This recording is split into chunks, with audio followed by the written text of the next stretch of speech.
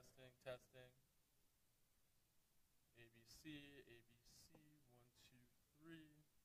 1, 2, 3. ABC, ABC. I was going to start about 2 minutes. That's okay. Yeah, you're fine. ABC.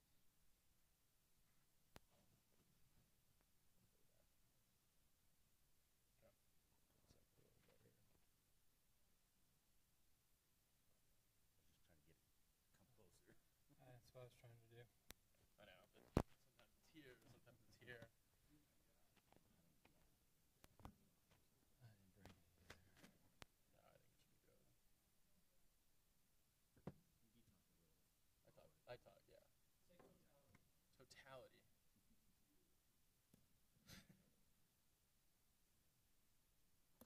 Okay. All right.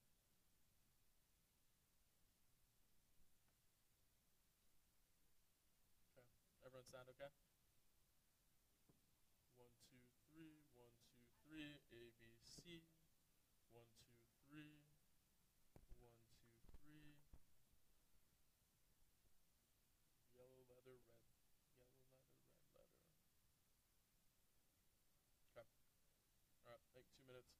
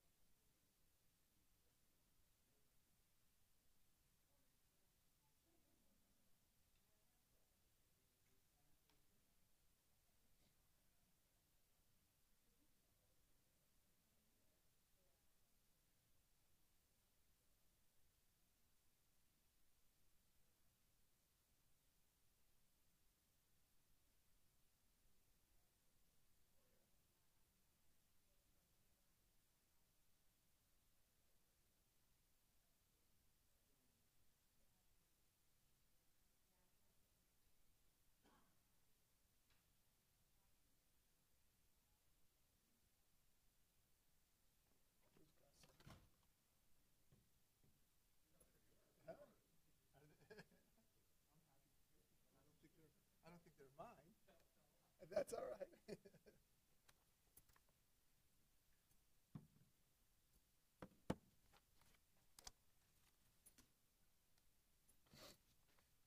Good morning, everyone. How are you?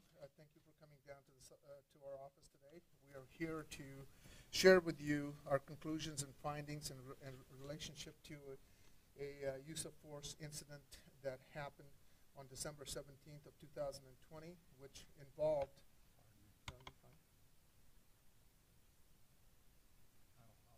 that's okay. Which involved State Bureau of Investigation's Sergeant Christopher Shelby's use of force, as well as State Bureau of Investigation Agent Zurika Zelik Fallows, from here known as Shelby and Fallows.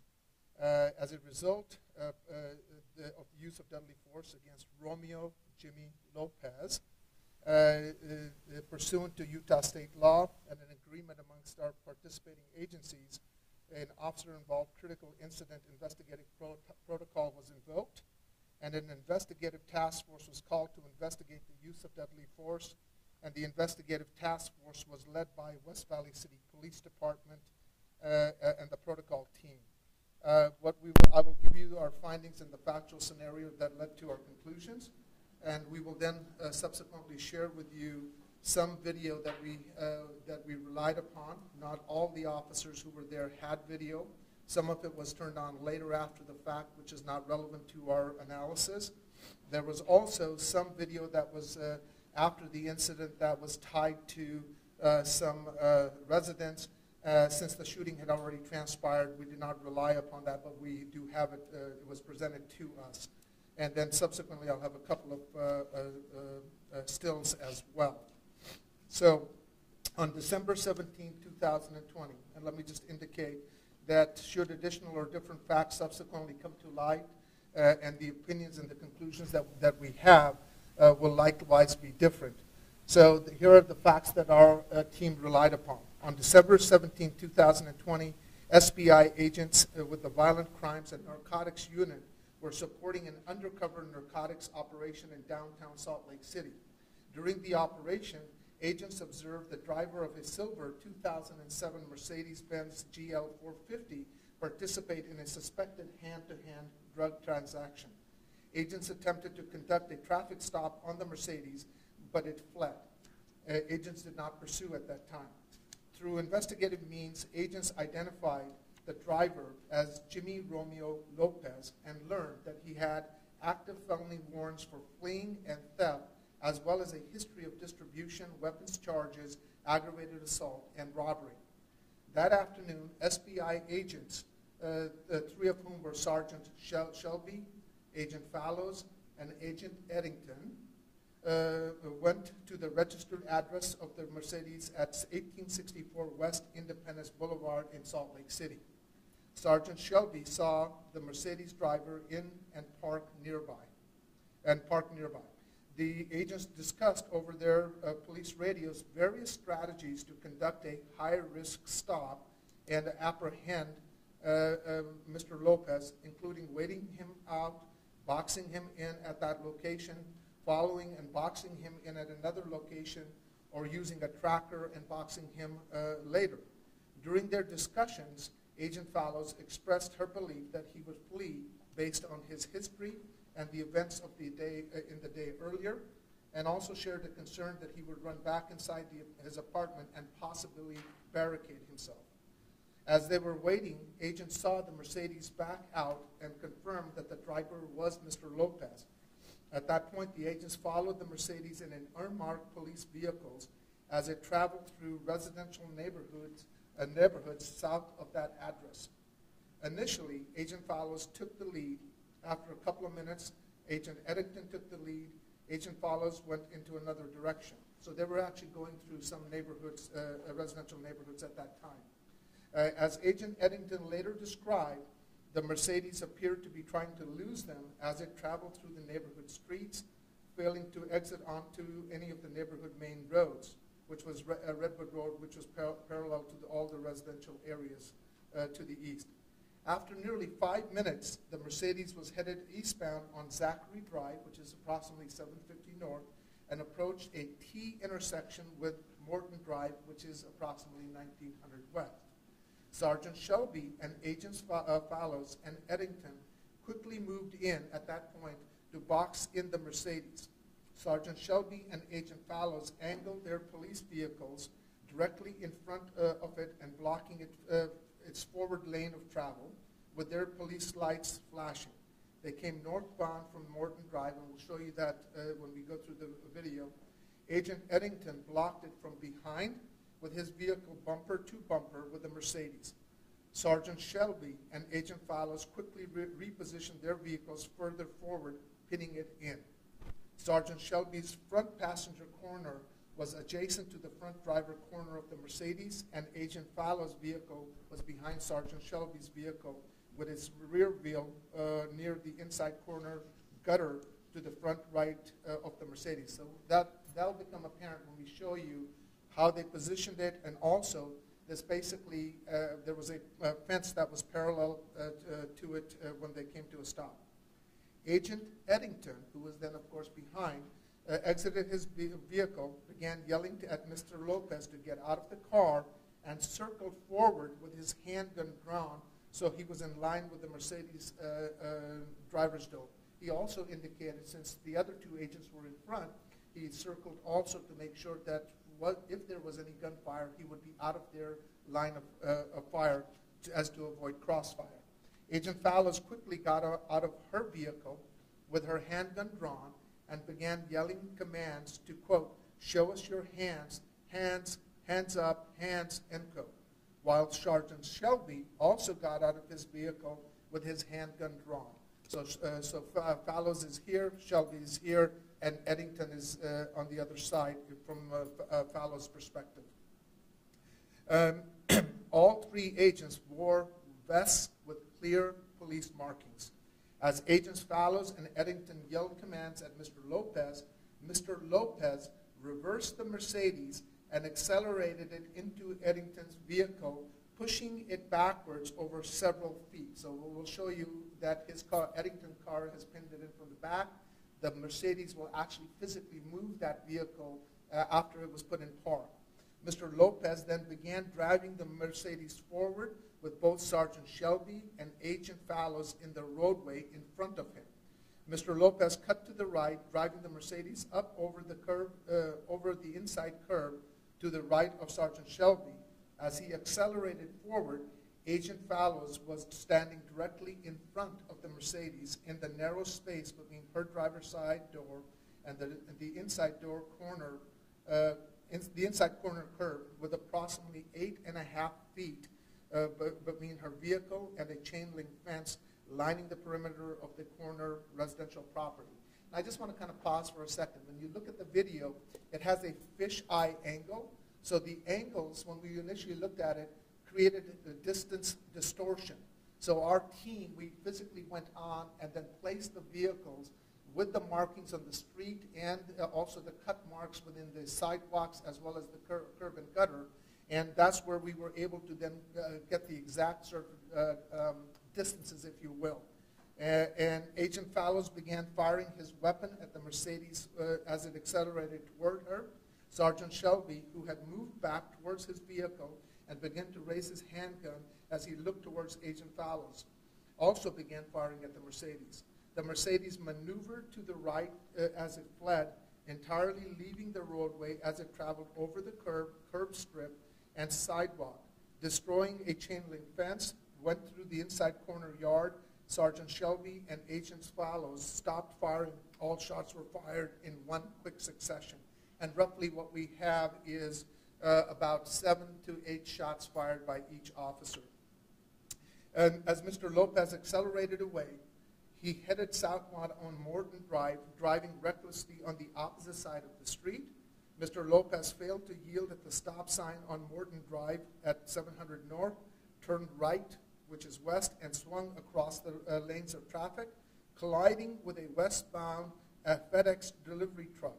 The Mercedes front driver corner impacted the FedEx truck's front right corner. The Mercedes was then disabled from the crash, came to rest at the center of the road. So from the shooting incident, there's an acceleration off into the main road and a quick right turn, and that's where that crash occurs. Mr. Lopez exited the Mercedes and surrendered to the additional SBI agents. Mr. Lopez was taken into custody, rendered first aid, and transferred to a hospital. As a result of the incident, Mr. Lopez sustained a single bullet graze to the left side of his abdomen area.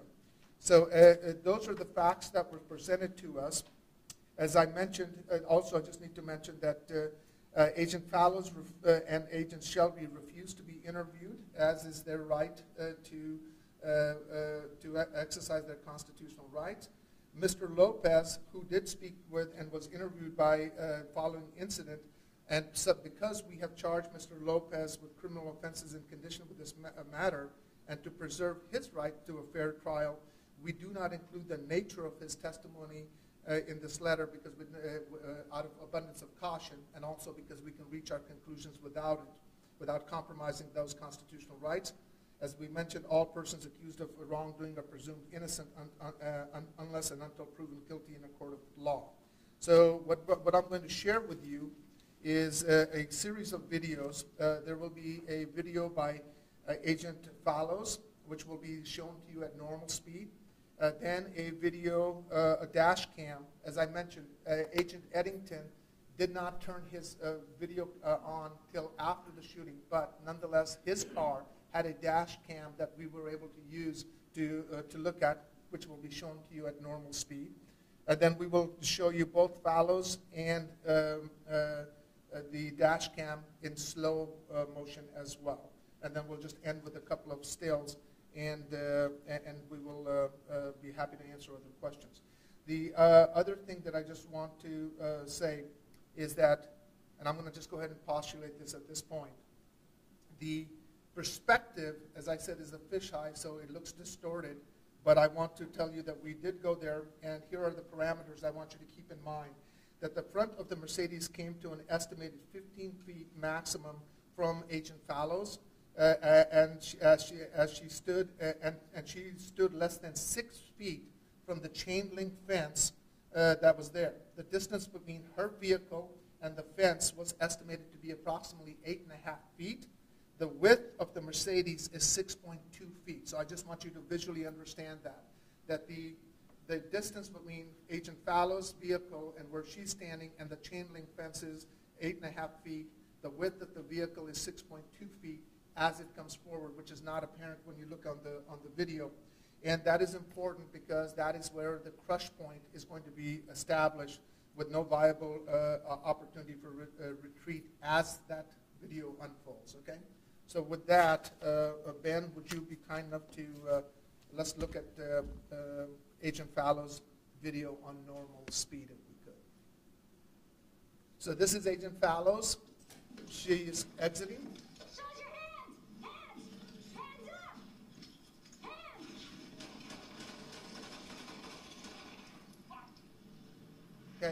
Hands!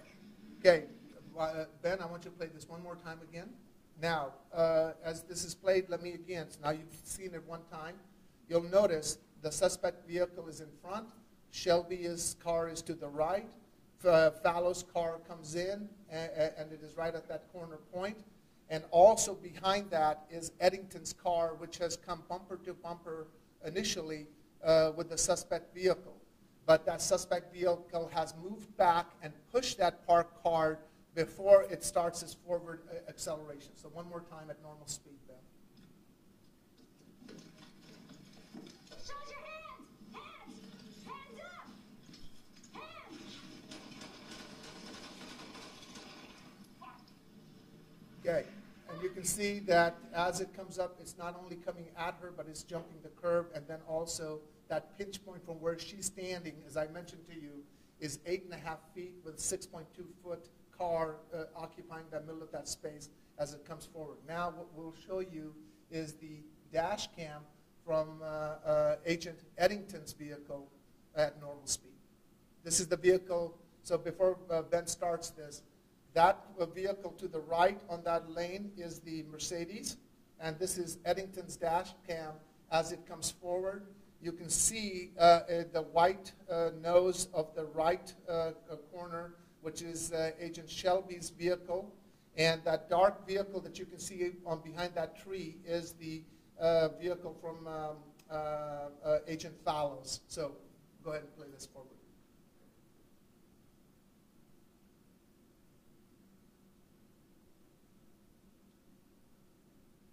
And this movement that you see is the movement of the vehicle that is Eddington's. That is Eddington to the left. So Ben, play this one more time.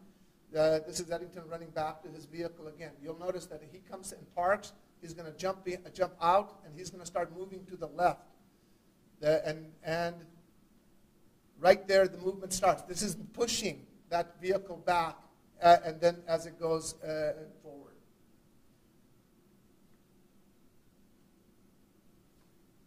Now we'll go to Agent Fallow's original one that I showed you. Now this will be slowed down at 30%. Hands up! Hands! Right there. One more time, Ben. Hands up!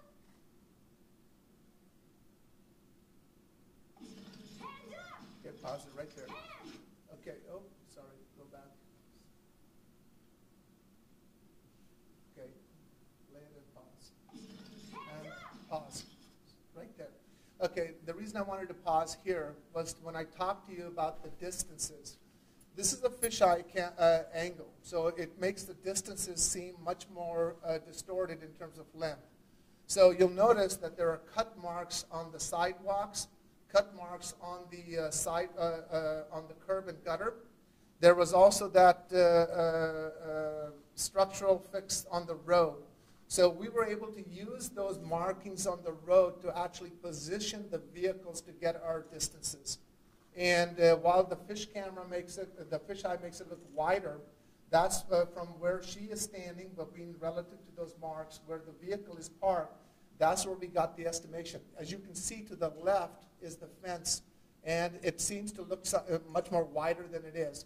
So the distance that I talk about is 8.5 feet is from where she parks and where she steps to that point, and to the to the fence line. The width of the front of that is 6.2 feet, so that's the movement forward.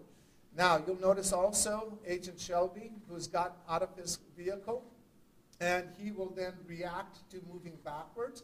Agent Eddington has moved to the right, and he is sort of circling around. The vehicle has now pushed the parked car behind it as it starts its forward momentum. And we said that the most distance was at 15 feet, which is not accurately reflected on this video, from Agent Fallows to the front of the vehicle as it starts its moving forward. And so go ahead and play that there. Go ahead.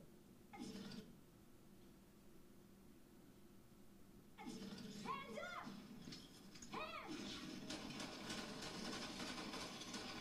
Hands! And the sequencing, although the shootings occur in very tight, continuous motion there, the first shot is fired by Agent Shelby, I believe, and then followed in response by, Agent Fallows, followed in response, quick succession, by Shelby. Now, neither officers gave us statements, but as this incident happened and as Shelby was running and spoke, he made a spontaneous utterance that he was about to run over Z. And so that gives us certainly an insight into what he was reacting to. And then if you look at the immediate threat perceptions that's done by Fallows, Shelby's response is in response to the danger that he perceives Fallows to be in, because he starts to, as the movement occurs and it starts to go towards her, she fires and he fires in response to that. So now if you'll go ahead and do this, they slowed down from Eddington's.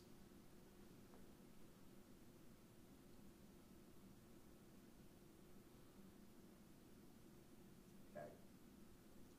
And go to the other stills that we have. Okay, so again, when you initially look at it, because of the fish angle, it looks like there's lots of distance. That distance is actually much more shorter and narrower. And you can see at that point, Shelby, he's turned his head and he's looking directly at Fallows, and he's perceiving both, he's perceiving the danger to her.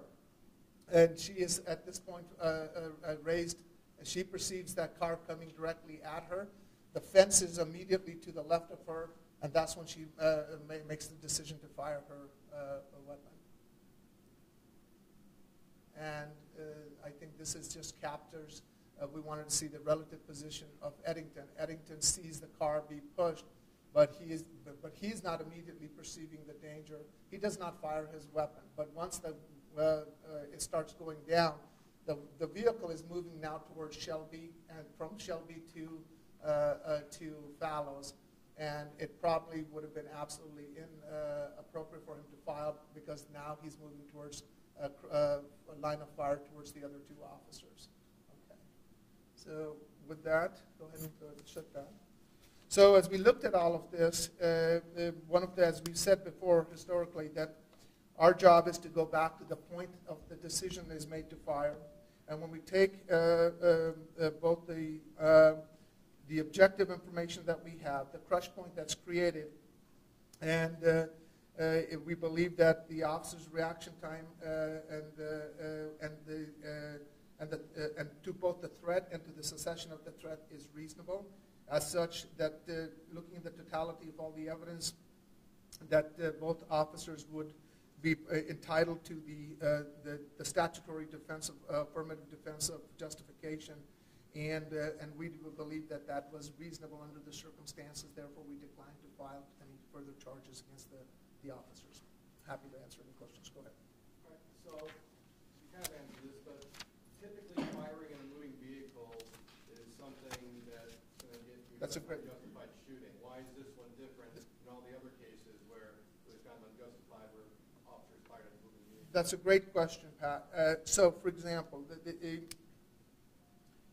each scenario of a use of force is looked in the totality of the circumstances of those particular facts.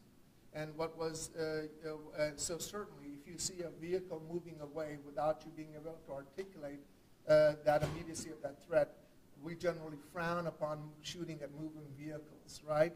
Unless you're able to articulate that. In this scenario, what was critical, and that's why we had to go do a site visit and did the measurements that we did, that when I first initially look at it, you kind of say, well, that car is moving away from it. But you actually have to go down and park the vehicles and stand in that spot to know how narrow that pinch point becomes. As that vehicle starts to move, the fence is to the left, the vehicle is here, Fallows is in the middle, she is in that direct pathway. That's 8.5 feet of total space. The vehicle is 6.2 feet wide. And as it starts to accelerate towards her, that was the critical pinch point. And at that point, it would be hard for me to prove beyond a reasonable doubt that her fear for her safety was unreasonable at that point. So within the context of the totality of these facts, we believe that the use of force was reasonable. And that includes the officers on the side who are not in the path of the car? Right. So what you have is an officer, you have got Shelby. And that's why I said that when we look at it, that first initial fire is done by Fallows. And at that point, when we slowed it down, what we saw is we see Shelby come out. He's sort of moving up, but you also see him react, and his body automatically sort of reacts to the movement of vehicle towards him. He's reacting to that. And that's the sense of danger that he feels. But now the vehicle is moving. But as he turns his head, he also sees that Shelby is in the right line of fire. She fires, and then he fires to try to stop him. Because he would be able to claim that the reason he fired was not necessarily because he was in fear for his life. He was in fear for the life of Fallows. And in fact, as the incident unrolls, as he runs and he comes in contact with another officer, he makes a spontaneous, although he didn't give us a statement, he did make a spontaneous statement to the other officer. It's put on page 23 of our findings. Shelby, one of the other officers says, Sergeant Neff asked him if he shot. He responded in the affirmative and said something to the effect of, quote, he was going to hit Agent Fallows, or he does Z. And so we see him both turn his head and perceive her danger and fire that. So that is what we believe his position will be. It is not inconsistent within the totality of the facts that we have. And therefore, if there was nobody else there, I think that would be a different analysis as the vehicle is moving away from him. But with Fallows in the line direct path, I think he gets to claim that he is firing to protect her, not him. Any other questions? Yes, babe. This all started because of an drug-related crimes. Do you know what happened with that? You know, I don't know about the drug issues. I know that what was presented to our screening certainly didn't have that information, so we filed it based on what was presented to us at that time. And that's what we do in all our screenings, which is whatever you give to us is we look to see what is supported by that, and that's what we did. Yeah. I'm sorry. Go ahead. Just one other question. Yeah, please. Do you know why police believed they needed to do a high-risk stop? Like, what about this guy? Yeah, you know, I think what I can gather from the information that was presented to us is that certainly there was a series of things that they went through. And the things that they were looking at when they were looking at a high-risk stop was they had certainly seen his what he was doing. They had tried to stop him. He had fled from them before. Then they went back and looked at the other information that they had, that he had also other previous felony warrants for fleeing, as well as weapons charges and aggravated assault and robbery charges. So that was the information that was available to them. They had tried to come up with a strategy. Initially with the stop, he fled. They went back down there. They were concerned that if they moved too quickly in the parking lot, if he went in there and barricaded himself, so they wanted to certainly have him outside of his element. And so they tried to do, which was a box in. And so they were, as they followed, and he came to a stop, Eddington brings his car right up to the back end of that there. The other officers boxed him in there. But at that point, that was a high-risk stop. They had their markings on. They were yelling for him to exit out of the vehicle. And at that point, he pushes that parked car back and then takes off at them. Subsequently, after the accident happens, the officers show up. He comes out and he puts his hands up and goes, and he's taken prone to the ground. So, so that is what I understand. The understanding is their prior contact, his history, and their inability to bring him into custody when he fled before was the reason for, why they, I believe, felt that they needed a high-risk stop. Patrick, you were going to say something? Yeah. Can you talk about why this took 15 months for each week? Yeah, well, I wish I could give you a good, quick answer. We had also a record number of shootings last year.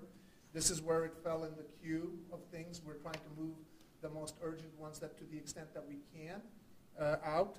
And it's just an issue of volume and where we are currently with our COVID reality. So that's where we are. My goal is not to drag these out any longer than anybody else's as well. Any reason to believe that the officers' statements, had they given them that day, would change your findings in any way? Well, look, everybody has look, my job is to apply the law. My job is to recognize that under our system there are certain constitutional protections, and whether people give me statements or not is their constitutional right. That does not, I guess we could take the easy answer and say, well, we don't have any information, but we take an affirmative responsibility that our community has a right to know, and it does not absolve us of the responsibility of constructing what, to the best of our ability, what happened. So, only they can answer why they didn't give us the statements. Whether they give me the statements or not does not absolve me of our institutional responsibility, and so that's where we are. And by the same token, as we said, although we had an interview from the other person, he also has been charged, and he has constitutional rights. So the job of this office is to protect everybody's constitutional rights, but at the same time pursue the truth to the best of our ability. Any other questions? No, thank you very much. Have a great day.